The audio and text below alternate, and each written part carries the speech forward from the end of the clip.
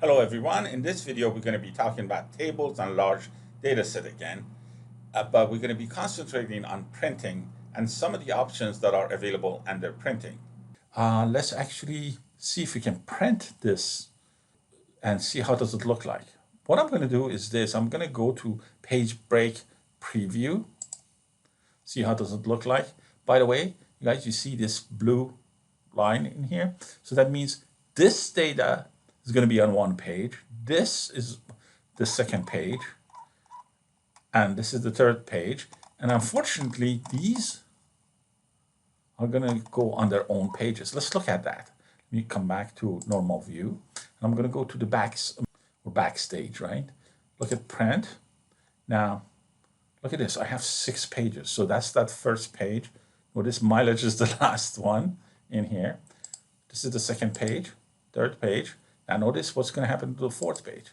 This is that sticker price that we couldn't put in that first page. So what I'm going to do is this. I can either do this with the page setup here or go back to page layout, right? Better yet, in here is easier because I can see it visually. So what I'm going to do in here with the scale, I'm going to actually change the scale so I can bring this over here, right? So either I can actually grab this and bring it over here, but I prefer to play with this a little bit. So I'm going to go to 95, not yet. Okay, so I think at 80, 85 is still not there. See, this is going to go on its own page. This is going to tell you, this line is going to tell you where the page break is. This line and this line. So this is the width of your page up to here, and this is another page by itself. So I'm going to change that to 80. Now, the width of the page has the sticker price in it. Very good, very good. So now let's actually go back to my normal view, right? And then let's look at the print preview. So in here, the sticker price is there. Very good. Oh, look at this. From 6, we went to 2 pages. Great. I'm happy. Now let's go back. You know what though? I would like to print each make and model on its own page. So what I'm going to do is this. After BMW, I'm going to create a page break in here. Put the Chevys together, the Fords together, right? And the Hondas and Toyotas, I want them to be printed on their own pages. So how do I do this? I can create a page break. So I'm going to come in here, and I'm going to look at my BMWs. In here, I'm going to highlight row 34, and I'm going to say, give me a page break. Insert page break. Good. So let's look at it. Yep, BMW. After that, Chevy. Now in here, I'm going to come in and you know what? Let's actually do this. Let's say I wasn't paying attention, and I'm going to come in, highlight Chevy, and I say page break. Okay. Now look at this. This Chevy is going to be on the next page, so I can actually move it if I want to.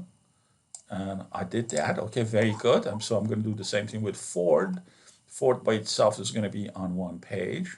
So in here, Honda, break, insert a break.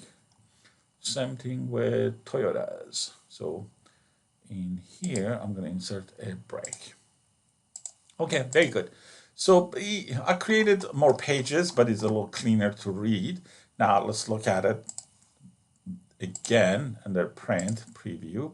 So look at this. Now we have 5 pages, obviously. So this is the first page. I have all my BMWs in there. Then my Chevys. Oh, by the way, did you notice, you guys? I don't have the headings anymore. So the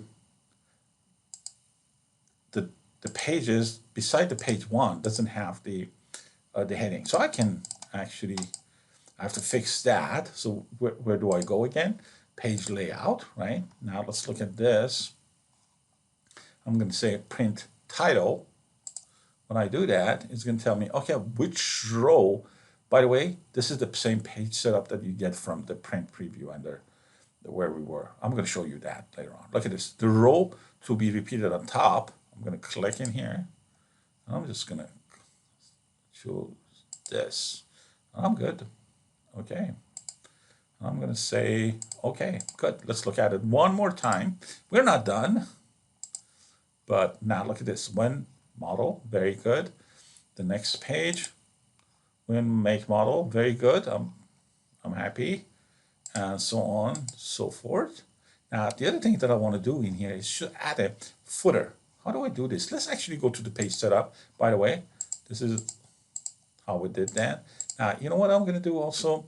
In here with the margin, in the margin tab, I'm going to say, put the data horizontally, center the data horizontally. So, and maybe even vertically. Okay, so it's going to be in the middle of the page, so that's good. And in the header and footer, I'm going to actually create a custom footer. And here I'm going to put my name. I'm going to put student, first name, last name, right? In the center, I am actually going to put insert the file name, or maybe insert the sheet name. Let's actually do the sheet name, right?